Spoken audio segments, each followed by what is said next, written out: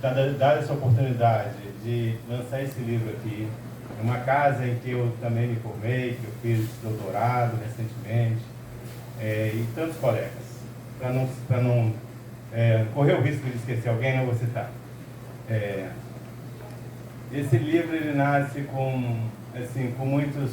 primeiro com muitas inquietações, desde quando eu entro no DEGAS, em 2017, me encontrando com vários colegas, me encontrando com colegas da psicologia, me encontrando com o fazer da psicologia numa instituição que se propõe a ser a socioeducar e, no entanto, com diversas questões históricas, políticas, que a gente sabe, né, das instituições de privação de liberdade, produz violências com sujeitos, quando deveria produzir um lugar de formação, do cuidado de si, de educação. O próprio nome socioeducação já traz, né, essa questão. Enfim, e aí eu encontro alguns colegas, e uma muito especial, que é a Elis Regina, que é uma psicóloga, que está há muitos anos legais. A gente termina uma pós-graduação, que era híbrida na época, acho que foi em 2018, e a gente termina na UNB, a gente faz a apresentação, foi online e tal, na Escola de Gestão do DEGAS, e a gente vai tomar um café, vai comemorar, e a gente começa a bater papo, e naquela troca, ela fala do desejo dela de um livro, eu também falo das minhas inquietações, e a gente fala assim, caramba, e se a gente fizer um livro? Então ele nasce daí, dessas nossas inquietações, das minhas, e desse encontro com Elis Regina, que não está aqui hoje, motivos particulares dela, ela não pôde participar. E aí nasce o livro, e aí a gente convida pessoas para poder pensar esse lugar da psicologia, que é um lugar novo, mas que historicamente, se a gente pensar, a psicologia tem muito o que dizer. A psicologia tem muito o que dizer. E aí o que a gente vai fazer? Hoje é um lançamento de um livro que já está circulando. Ele acabou não sendo lançado oficialmente por questões da pandemia, por questões pessoais de alguns autores, inclusive dos organizadores, né? Eu e Elis. Se estivesse aqui, talvez ela contasse, mas eu vou deixar a particularidade dela, né? Da vida de cada um. Mas, enfim, e a gente está aqui hoje para poder fazer isso oficialmente com carinho, com respeito com os colegas, com cuidado, que esse tema exige. Prazer, então, que eu convidei duas pessoas. Agradeço a todos, né, todas que participaram do livro, na construção desse livro, mas com carinho. Recebo duas pessoas que acho que podem, talvez, falar um pouco em nome dos outros colegas, da história da psicologia na socialização, da história da psicologia social, da psicologia jurídica, da relação com o judiciário, com as instituições, que é a Esther Arantes, né, e a nossa colega Lisboa. Então aí eu chamo a Esther para iniciar a sua fala, né? Para falar alguma coisa aqui para a gente, falar um pouco, para falar da trajetória. Como está?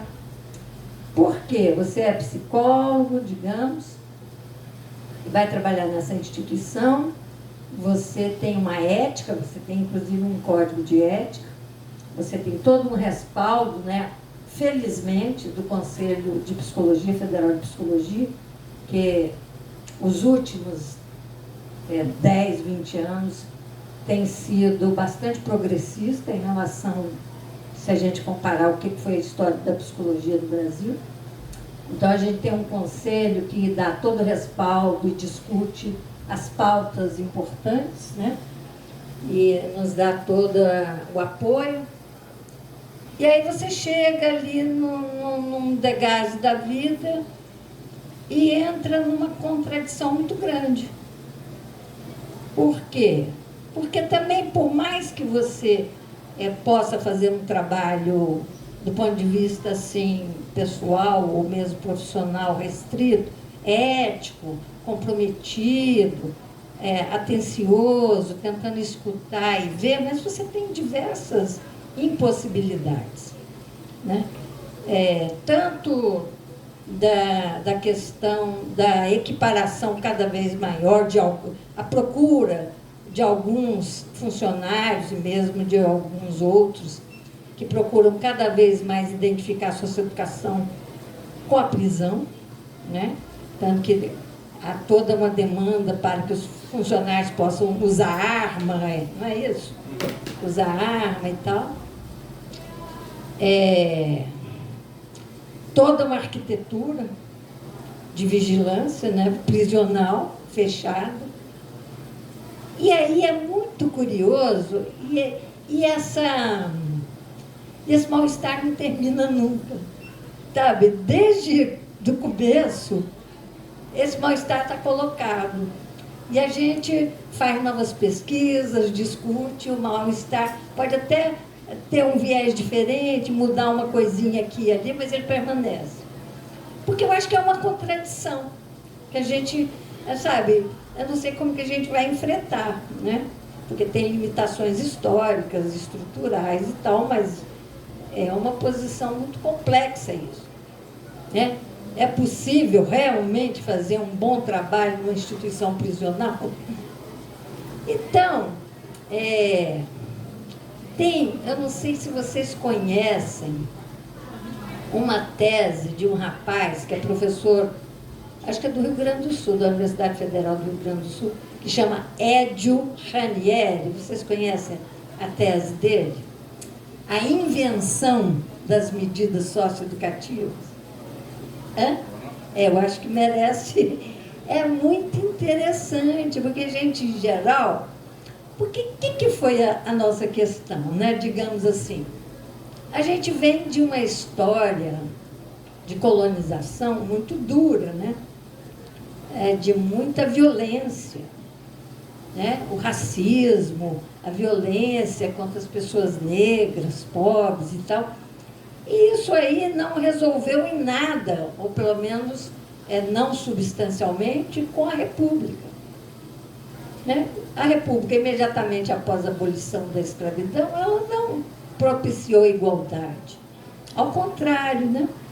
Então se criou uma justiça da infância que também não era para promover igualdade. Uma justiça da infância que agora faz 100 anos, vai até sair um livro muito interessante que o pessoal também está organizando, sobre os 100 anos da Vara da Infância, uma outra coletânea também, que acho que vai merecer a nossa atenção, né? Que eu acho que são pessoas também bastante comprometidas com a questão da criança e do adolescente, que estão compondo essa coletânea. Acho que vai ser uma coletânea bem bacana também, que já deve estar, daqui um pouquinho mais, já vai estar sendo lançado, né? E aí a gente vem, a República, reproduzindo o SAM, FUNABEM e tal. Aí, Márcia, querida, Márcia Bazaró, então, outra querida, né? Então, aí, finda a ditadura militar, o Brasil tinha que se dar uma nova oportunidade. E aí, né, toda a história da Constituinte, da Constituição e tal, olhando para trás, a gente viu que, né, tinha diversos grupos na sociedade, criança, adolescente, mulheres, LGBTs, idosos, pessoas indígenas e tal, todo mundo subcidadão, né? Então era uma oportunidade, quem sabe, e aí aquele momento era de um entusiasmo muito grande, né? Porque era uma constituinte, estava, sabe, a ditadura estava sendo encerrada e a gente ia fazer uma nova Constituição. Quem sabe a gente ia refundar a República? Olha só o nosso entusiasmo. Vamos refundar a República, vamos criar uma nova República. E aquele entusiasmo, né, de fazer depois o artigo 227 da Constituição, e depois o Estatuto da Criança e do Adolescente, a ratificação da Convenção da ONU, um entusiasmo. Mas, lógico, precisava de passar isso do papel para a prática, né? E aí não é tão simples isso aí passar do papel para a prática, porque a gente tem inúmeros desafios. A começar, se a gente olha para a própria população, né? O próprio contingente dos adolescentes que estão lá no DEGASE são majoritariamente adolescentes pobres e negros. Por quê? Isso aí já é um grande indicador. Então, isso que está ali não, sabe, não dá para achar que a gente vai fazer alguma coisa muito interessante no DEGAS a despeito da sociedade. Como democratizar uma instituição se a sociedade não é democrática? Entendeu? Como resolver questões? Então, a gente tem milhões de casos. Tem um caso assim que já me falaram uma vez, de um caso assim, relativamente sucesso no DEGAS, digamos. Era um menino que por alguma razão foi parar lá, e aí ele tinha uma questão de droga, ele foi tratado, ele estava fora da escola, foi inserido na escola, ele estava distante da família, a família resolveu aceitá-lo de volta, e ele disse que não estava mais interessado em voltar para aquelas atividades que ele fazia, que era mais de prostituição ali na Lapa e tudo, e de repente passava uma droga ou outra. Aparentemente, assim, a socioeducação tinha feito um trabalho bom, digamos, né? Tinha cuidado da saúde, tinha reinserido na escola, tinha atado novamente a relação familiar. Na hora que o menino pôs o pé para fora do DEGAS, ele foi assassinado. Porque o grupo o qual ele estava inserido não permitiu, não. Sabe, queima de arquivo, você conhece todos nós, sabe de tudo.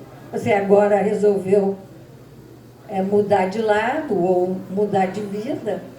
Em algum momento você está colocando a gente em risco. E ele pôs o dedinho para fora e morreu. Né? E milhões de casos que a gente pode, né, pensar nesse sentido. Menino que mora aqui não pode frequentar a escola de lá, porque na outro lado é outra facção, aqui é outra. Então, não precisa da gente ficar repetindo todas essas coisas, né? Todo mundo aqui sabe das dificuldades. Então, não é, digamos, ninguém de nós, eu creio, que tem essa ingenuidade que, digamos, democratizasse práticas, fazer um trabalho ético, mais cuidadoso. É bom, não estou dizendo que não se deva fazer. Eu acho que tem que fazer, mas que isso, assim, vai resolver numa sociedade racista, violenta, antidemocrática? Não. Enquanto que essa sociedade também... Porque a ideia não era... Porque na própria lei está dizendo ali, a internação é uma medida de exceção, quer dizer, é a última. Você deve procurar todas as outras. Né? E ela deve ser por pouco tempo, ela não é... Aí tinha um juiz aqui, algum tempo atrás, que dizia que internar era um ato de amor. Então, internava todo menino. Porque ele disse que o menino, se ele não fosse internado, ele corria risco de morte. Então, ele estava internando como ato de amor, porque estava salvando a vida do menino. Então, começa daí. Né? Ou então, outra pesquisa, até que foi com a Hebe, né? Falando a juíza misturando medida de proteção com medida socioeducativa, dando medida socioeducativa como fosse de proteção.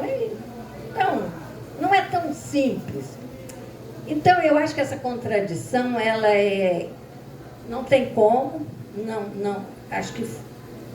E aí é interessante quando eu citei a tese do Édio, porque ele vai justamente dizer, porque eu acho que de alguma forma a gente foi seduzido por esse termo, socioeducação, achando que isso é muito diferente de prisão. Em certo sentido mas tem certo sentido que não é. E ele mostra, porque ele ficou curioso, né? Ele atualmente é professor lá da Universidade Federal do Rio Grande do Sul. E a tese dele é muito interessante, é até uma leitura agradável e tal, diferente. E ele mostra o seguinte, quando ele começou de uma inquietação, né? De onde veio o termo socioeducação? Como é que isso foi gestado quando lá do Estatuto da Criança e do Adolescente? Quem que veio com essa ideia? E ele andou procurando, entrevistando o pessoal aqueles juízes, o pessoal que era redator do estatuto, ninguém sabia. Olha que curioso. O pessoal não sabia. Aí Olha, eu acho que isso aí foi uma ideia do Antônio Carlos Gomes da Costa. Lembram do Antônio Carlos? Então, do Antônio Carlos.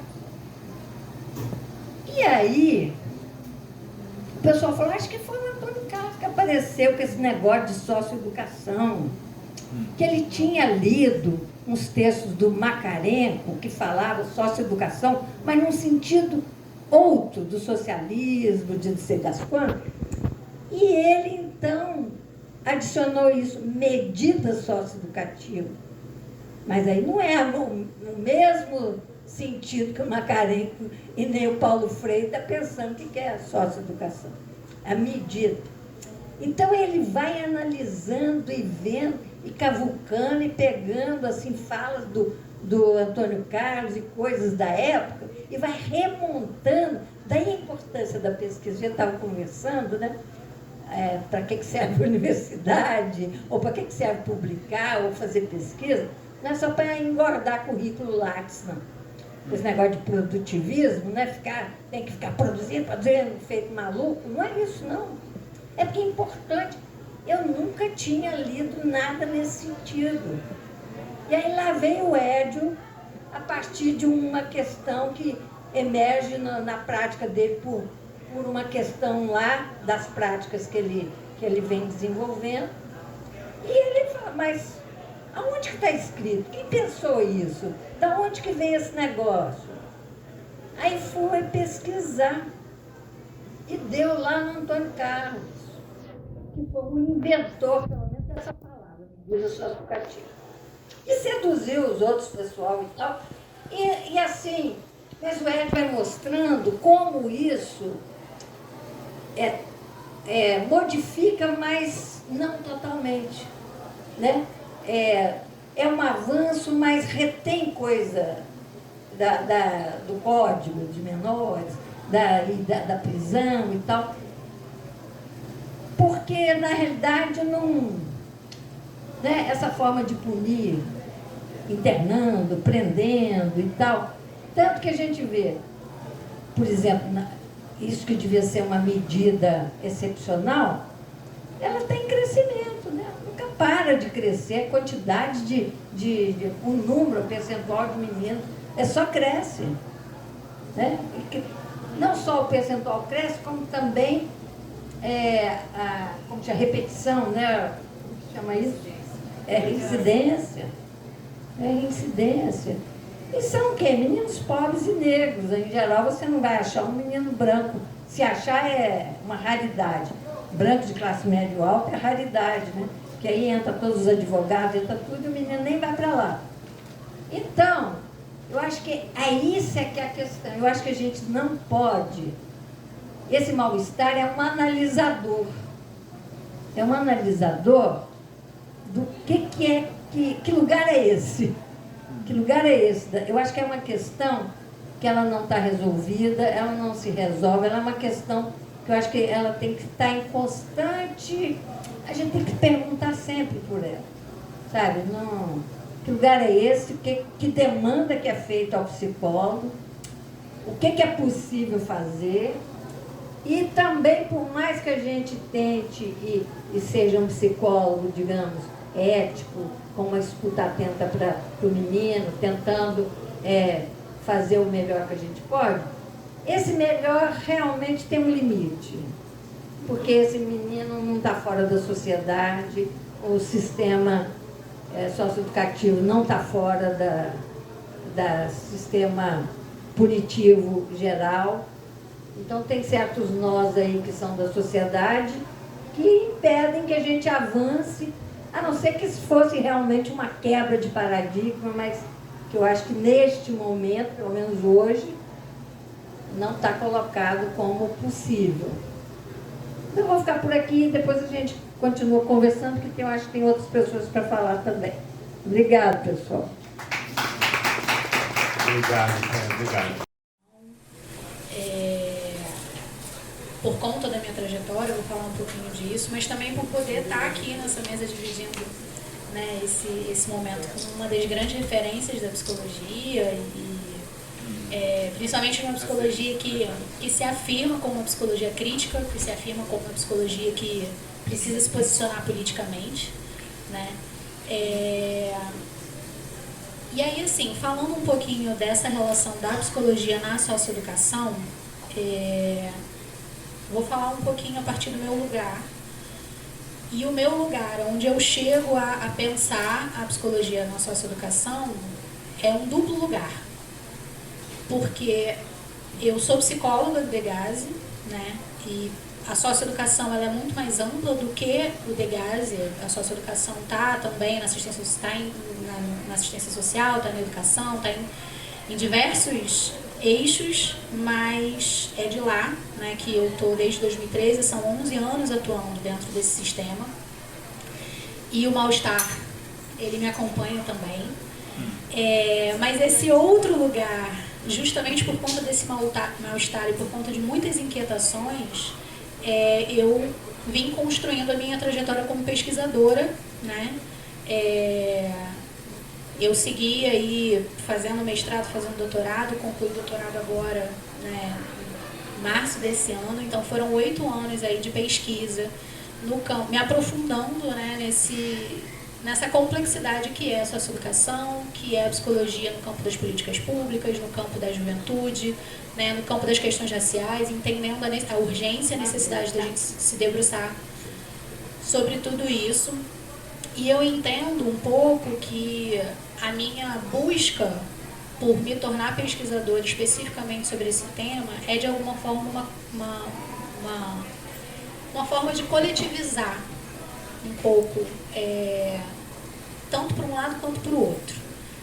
Primeiro porque eu acho que quando eu volto para a academia e volto para a universidade, volto para os espaços de produção de conhecimento, eu consigo trazer aquilo que a gente vive lá dentro, que é do campo do irreal, é do campo de coisas. São 11 anos ouvindo histórias que a gente, enfim, tem dificuldade de ouvir e acreditar que aquilo ali realmente é realidade das pessoas, né?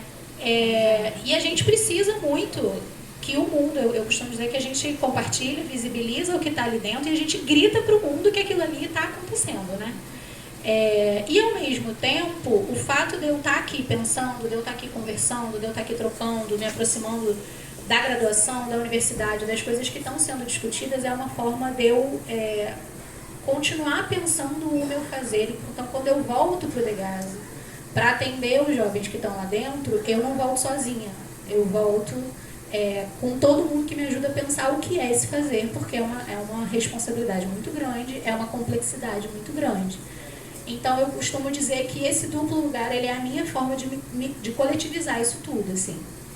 E eu acho que a grande contribuição desse livro, assim, e da minha proposta de estar ali com um capítulo, e da dissertação, da tese, é da gente pensar a psicologia nesse campo da socioeducação. Acho que o capítulo, especificamente, ele foi um desdobramento da minha dissertação. E eu parto de um questionamento que é: quem é o sujeito do sistema socioeducativo?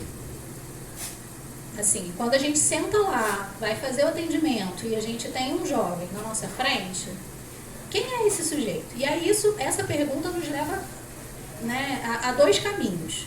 Por um lado, acho que Esther fala muito, e assim, esse sujeito que está ali dentro, ele é um sujeito que não é um indivíduo fora de toda a complexidade histórica, política, social que a gente vive, né?